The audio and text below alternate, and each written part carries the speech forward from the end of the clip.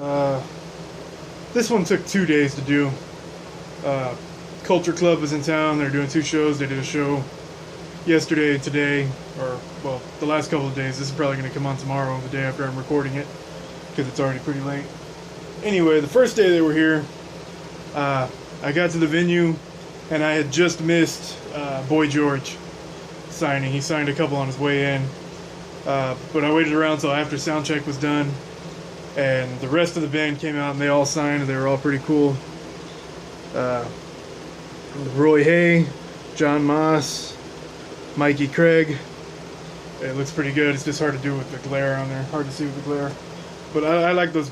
It's just a blank CD. I like getting these signed. Especially when I don't have anything else. I can always frame it with the CD cover or something later on. And while I was there, Roy Hay was coming out signing, talking to everybody. And there's this guy that's there for any kind of autographs. Doesn't matter who it is. Some obscure star from Mexico, he'll be there. For every big star, he's there. But most of the time, he has no idea whose autograph he's trying to get. So he Googles images of whoever's supposed to be there, like Boy George, and printed out like 10 pictures of the first couple images he found. And most of the pictures he had were of Boy George's solo backup band. They weren't actually Culture Club. And he was trying to get these photos signed by all the guys in Culture Club, and they were kind of laughing at him and making fun of him. Because, I mean, he sells everything. And Roy Hay came out and was signing and told him, like, looked at him funny, he said, "I'm not in that picture, that's not even us." And he asked him if anybody that was in the picture was even here. And he said no, and kind of shrugged it off, and he asked him something else, and Roy Hay called him an idiot, and it was actually pretty funny. And then we never did see Boy George come out that day, but the next day we were hanging around out there. I got there in time to catch him on the way in, but he kind of ignored us, didn't even look up at us. I guess he thought we were all the same people from the day before, but there was only 3 of us there, and none of us had gotten him, one of which was the old man who, luckily for him, he had printed out one that happened to have all the original members from Culture Club on it, and he got that signed by everybody. And we missed.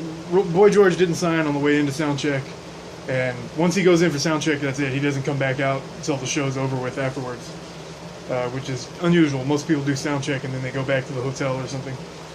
But anyway, we're standing there, and we started talking to this girl who was unloading an SUV around the bus and everything, so we knew she was part of the group. And it turned out she was one of the background singers for the group, and we were having a conversation with her, got along. She was real cool, real nice. Her name was Dee Dee, by the way. I don't know what her last name is. If anybody knows what her last name is or follows Culture Club, let me know, because I should actually go back. The show's about to end. I'd like to get her autograph because she helped us out pretty good. We were talking to her, and since we were talking to her and laughing and joking, Boy George's personal bodyguard came over and joined in on the conversation and was laughing and joking around with us. So after about 10 or 15 minutes of conversation about, like, he was asking us questions about how much autographs go for, like we're all dealers and stuff, and I told him, look, if he really wants to weed out the dealers from the real fans and all that, is have Boy George start personalizing everything. And if he starts writing people's names on stuff, all the dealers are going to start pulling their stuff back. So that's a good way to weed it out. And we had a conversation about that for a while. We're laughing and joking. And after a few minutes, he's like, okay, guys, I'll help you all out. And he took our stuff in. One item each, he took our stuff in and got it all signed by Boy George. I had this 11 by 17 here. Black on a dark spot, but it looks pretty good. The centering is off. I mean, I can't complain. I mean, I didn't print it out. Somebody gave it to me. But I'm going to maybe trim it, get it to fit inside a frame, and have the CD framed with it about like that. So I think it'll look pretty cool.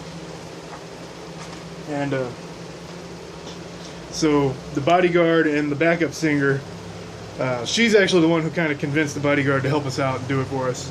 But I mean, they both helped us out equally, and it was really cool. And it probably doesn't happen very often, but I know Boy George does have a personal assistant who takes stuff in and gets it signed for the fans.